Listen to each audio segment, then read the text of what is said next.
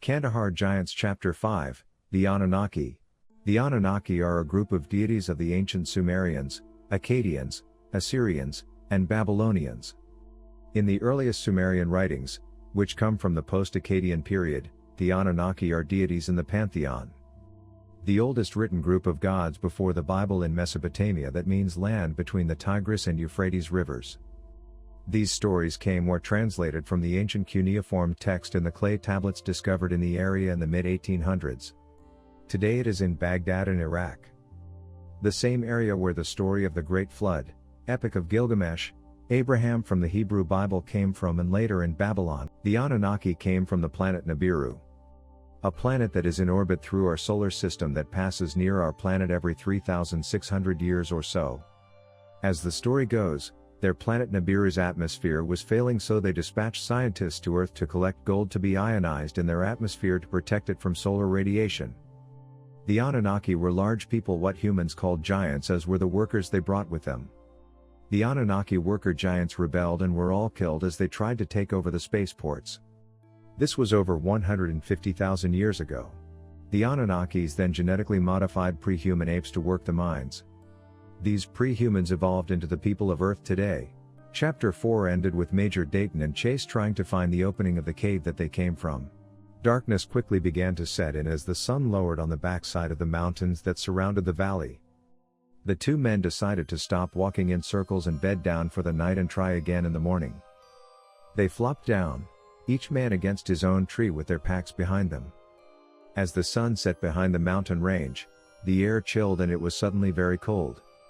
Neither took a jacket with them as their journey began in the desert, so they put on the extra clothes they brought, and snuggled into their backpacks. Major Dalton said he would take first watch, but neither man could sleep. Their minds were too busy thinking about what they saw and the possibilities of what this place is. They didn't sleep nor did they speak. They were very aware of the giant creatures in this valley and didn't want to be eaten alive. Occasionally, they would hear an animal call out a sound, or a bird in the night, a frog and even an insect flying by, but nothing too disturbing. Except there was an odd machine-like humming sound that they didn't hear in the daytime. At first Dalton heard it and then Chase. Both men glanced at each other with acknowledgement. Slowly the humming faded in the distance and the sounds of the night creatures returned. Chase closed his eyes but didn't sleep, instead he just listened. If something was there, you couldn't see it, it was a moonless black night. Dalton looked at his phone, there was no signal. The light from the phone illuminated the entire area. Chase opened his eyes and looked around to see if there were any eyes looking at the edge of darkness. Dalton decided to keep it off. Both men stopped to listen if anything was charging them. After a while they both closed their eyes again and listened. As they lay in the darkness, both men's minds were flooded with images, as if they were projected into their minds. Images of tall beings with horned crowns, giant red-haired men and smaller men mining gold. Neither man knew the story of the Anunnakis, and yet it was playing out in their heads as they lay beneath a forest of towering trees. The morning came fast, the two men's heads were swimming with information. Vertigo was the best way to describe what they felt. Chase tried to stand but slid back down to the ground against the tree's trunk. Dalton didn't try to stand.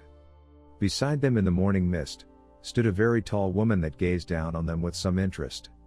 Chase's head flopped to the side, trying to look up at her. She smiled at the two small men, as they awkwardly lay against the trees. Dalton gave a half-smirky smile back. Neither was sure if this was real. Without speaking a word, she assured them this was real. She communicated to them something they already knew: there was no going back home. The child giant followed the Afghan villagers, as they led him over the mountains and back to a place he could return home. They'd lived with these strange creatures for 100 generations and knew exactly where to take him. The many wars against the Afghanistans from foreign invaders was never about oil, or religion, and even the desolate barren land they inhabited, it was always about access to the Anunnaki. Alexander the Great said as they left Afghanistan, "How can you make war against gods?" Time cemented over the knowledge of the Anunnakis. The Anunnaki could not only place knowledge in the minds of people, but they could also take it away. In recent decades there have been more and more people in the area, and with satellites and other technology it has become more and more difficult to stay hidden. The Anunnaki cargo ships stopped coming to Earth many of thousands of years ago. The Anunnaki running the gold excavations of Earth had been trapped here.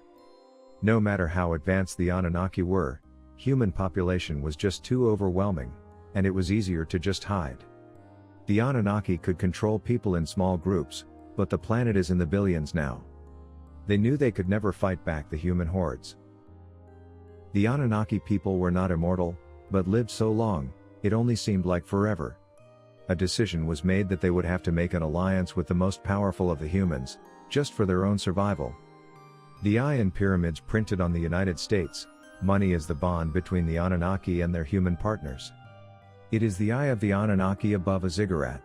When it was clear that there would be no more spacecraft coming to get the three Anunnaki overlords and their slaves, the two male overlords, Enki and Utu, separated to different regions and after 200 more years began to fight for the entire planet. Enki became god of the Egyptians and Hebrews and Utu the Greeks and Lydians. Today known as Turkey. All but stone pillars, statues and the pyramids remain. Enki and Utu were buried alive in tombs as punishment for causing the loss of so many lives by each of the people they ruled. Inanna, the only female goddess, saw this war coming and took up a spot, in a valley between mountains. The hidden valley nested between Afghanistan and Pakistan is where the Anunnaki goddess Inanna has been for 8,000 years. With her she had several Anunnaki slaves, one was the one that the U.S. soldiers killed, who had gone insane and was forced to live outside the valley in the caverns. The boy was the son of the red-haired giant that lived in the valley of the goddess and would bring his father food in the caves. The large animals in the valley are from a time before all large creatures were worked to death or eaten. She knew where Enki and Utu had been entombed, and knew they were still alive. She could still hear them cursing each other and blaming the other for their circumstances. They taught the humans to kill and take, but the blame was on her. She used the Anunnaki DNA to create humans from primitive humans as laborers. It was in the Anunnaki DNA that enlightened humanity and cursed them with greed and war. It was why the Anunnaki was on Earth in the first place, to take all the resources for their planet. But it came too little and too late to save them. Inanna never seen or heard from her people on Nibiru again. There is an old alliance between the United States and the Anunnaki goddess, Inanna, but it was crafted so long ago she wasn't sure the governing bodies still remembered. She hasn't seen any emissaries since the World Wars. The people around the valley no longer worshipped her, but they did respect her privacy and protect her from invading forces, such as the Russian and United States invasion of Afghanistan. The world powers are trying to force another alliance, but they want too much. They want weapons and technology that could only destroy them. She monitors the large world powers, and knows they are looking for the tombs of Enki and Utu. They could never be uncovered without first destroying the pyramids to find them. She estimates that by the time the pyramids could be dismantled, humans might no longer crave power. If they did unearth Enki and Utu, the Earth would fall to her brother's control. Inanna isn't sure what happened to her planet Nibiru. She can only assume that it was the same greed and lust for power that may have ended her culture. After all, it is in their own genes they spliced into the creatures of Earth to make humans, they corrupted them in the same manner. Before the world powers could even find her in this valley, they would have to first find their way past the caverns and other openings. The red-haired Anunnaki slave that the Americans killed was an unavoidable eventuality. He was a danger to both her and the humans. The boy is of a different matter. He is on his way back and being guided by the blue-eyed Afghans. The blue-eyed Afghans are like her children. She created them from her own DNA. They are tall and beautiful, and she loves them. She gives them Anunnaki technology to protect them and help them protect her and the animals. The Blue Eyes Afghans she named Gens. The Gens do not fight in wars or kill other humans, they use their gifts to implant suggestions and redirect people's decisions. Their gift of persuasion has its limits. The Gens can only suggest thoughts that eventually fade. They cannot control an entire army. Although they have been successful at turning away the Russians and American invaders. Until now the foreign powers have been busy fight among themselves, but there will be a time when their focus will be back on her and Afghanistan. Back to Chase and Major Dalton. You ever wonder if there is more to this planet than we are told? Chase commented. I don't know. Maybe there is a long-term effect on the knockout gas we breathed in the cave. They did make us strong enough for a giant. I've been on some trips, said Chase, but not like this one. Did you get the story of the Anunnaki? Asked Dalton. I did, he replied. What I got was, these beings. The Anunnaki, injected Dalton. Yes. They are from a planet that is in a wide orbit within our solar system. They were on Earth to mine our resources. The Anunnaki slaves rebelled and the Anunnaki took the bipedal apes of some sort, mixed the Anunnaki DNA with the apes and created workers. The workers of course are humans that overpopulated the planet and are now a threat to the remaining Anunnaki. The only remaining Anunnaki female is somewhere in this valley, while her two brothers are tombed somewhere on this planet. In addition to the history of Anunnaki, they learned of a trail in the valley of Anunnaki that would lead them to Inanna. Chase jumped up to his feet and began shoving his stuff into his bag, while Dalton stayed in place on the ground against one of the tall trees. You coming? Asked Chase.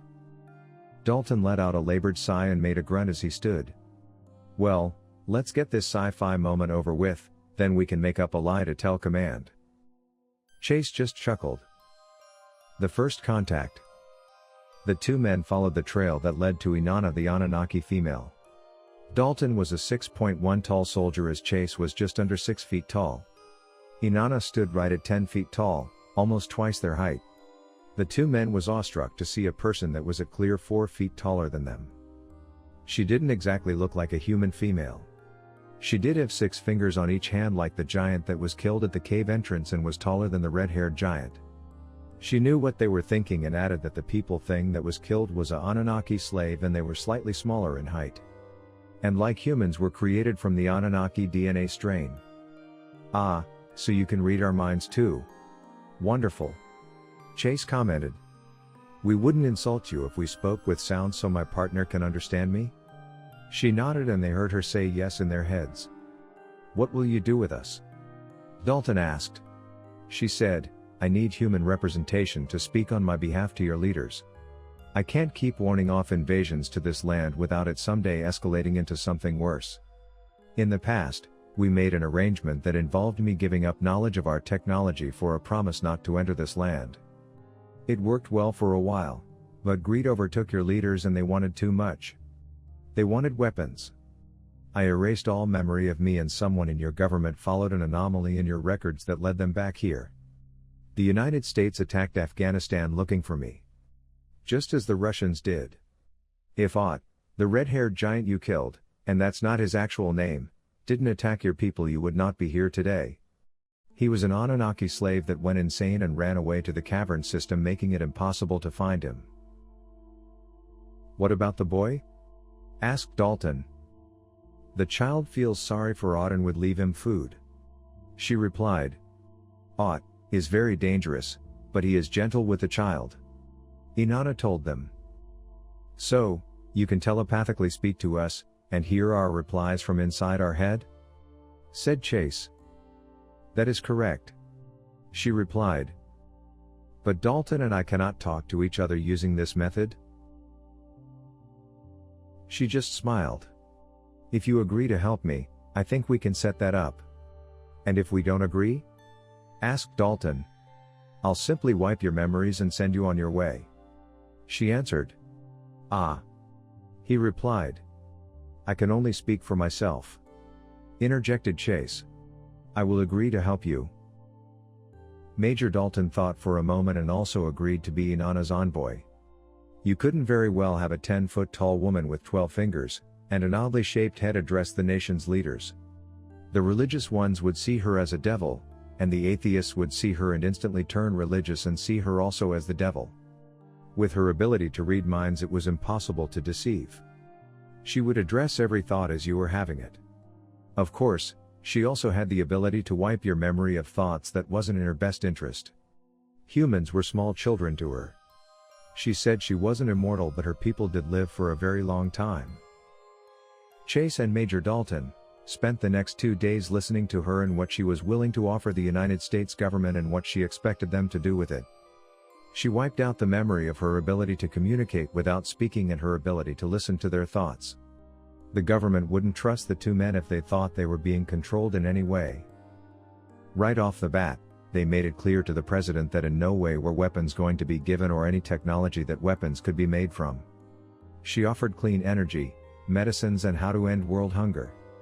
The United States wasn't interested in clean energy, medicines and how to end world hunger. They only wanted tech to make them wealthier. This was the problem in past negotiations.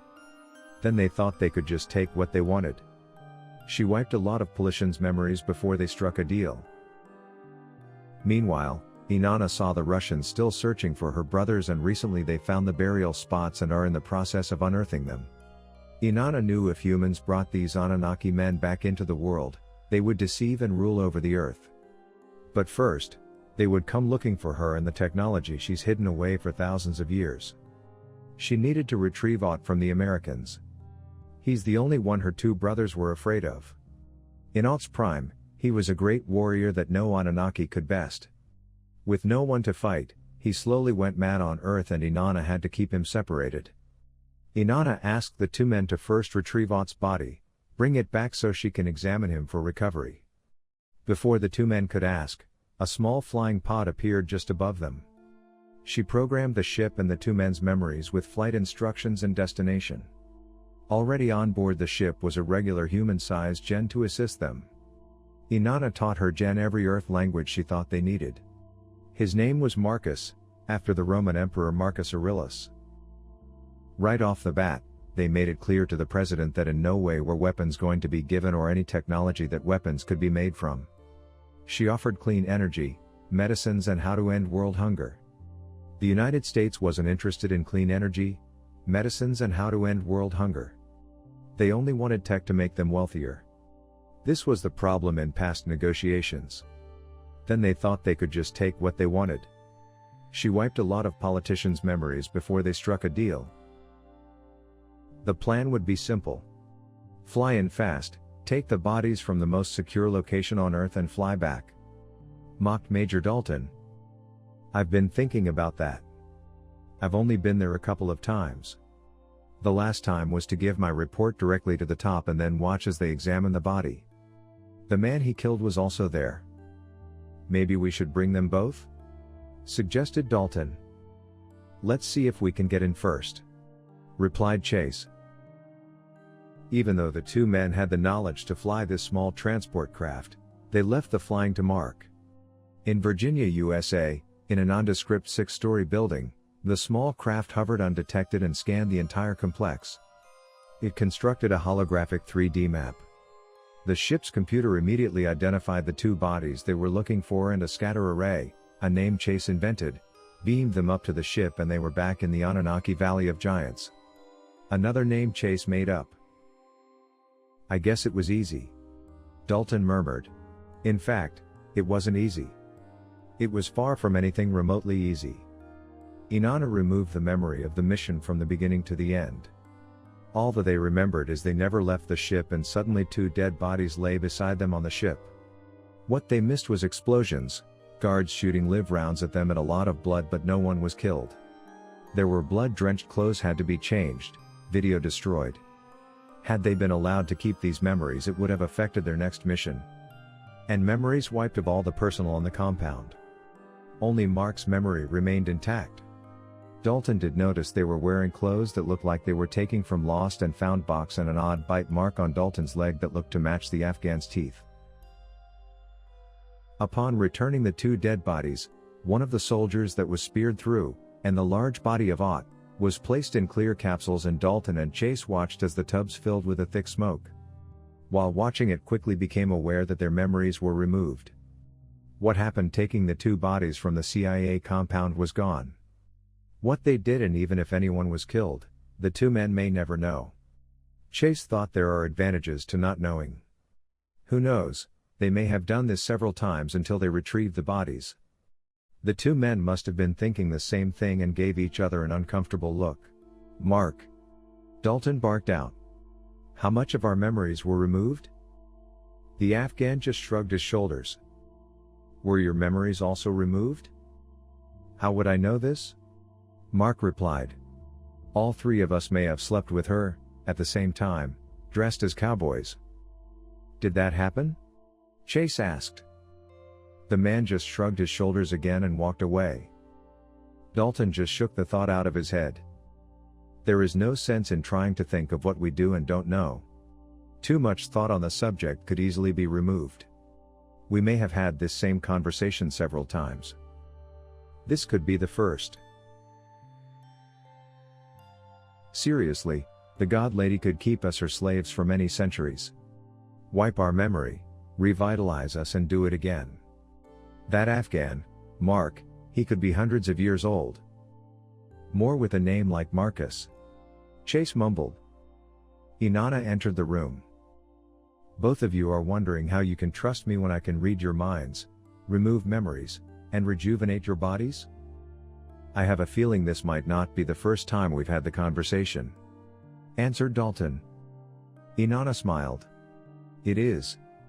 The only memories I removed are the unpleasant ones you've recently acquired. Trust me when I tell you, it's better this way. What else have we done that we don't remember? Dalton asked. Suddenly the two men went from standing in a room glaring down at the two dead bodies being restored, to sitting in the ship zooming over the desert sands being chased by Russian fighter jets. Oh, come on! Dalton shouted. We were just glaring at two dead bodies. How did we end up in a dogfight? Marcus. Doesn't Inanna's powers reach beyond the valley? Asked Chase. Mark just smiled. It hasn't been the first time he asked. Suddenly Marcus pulled back on the ship's controls and the vessel soared up at a 90-degree angle, leaving the two Russians far behind. And of course, with no memory of what just happened. Chase vomited and Dalton was close to losing the contents of his stomach as well. Mark. A little warning would have been nice. Shouted Dalton. Now, this memory should be removed. Please. Spouted Chase. Again, and suddenly, they were back in the compound of the Anunnaki with their memories wiped and Chase with a bad taste in his mouth. I wish she would at least leave us the highlights. Thank you for listening to Kandahar Giants Chapter 5, The Anunnaki. Check back with us for Chapter 6.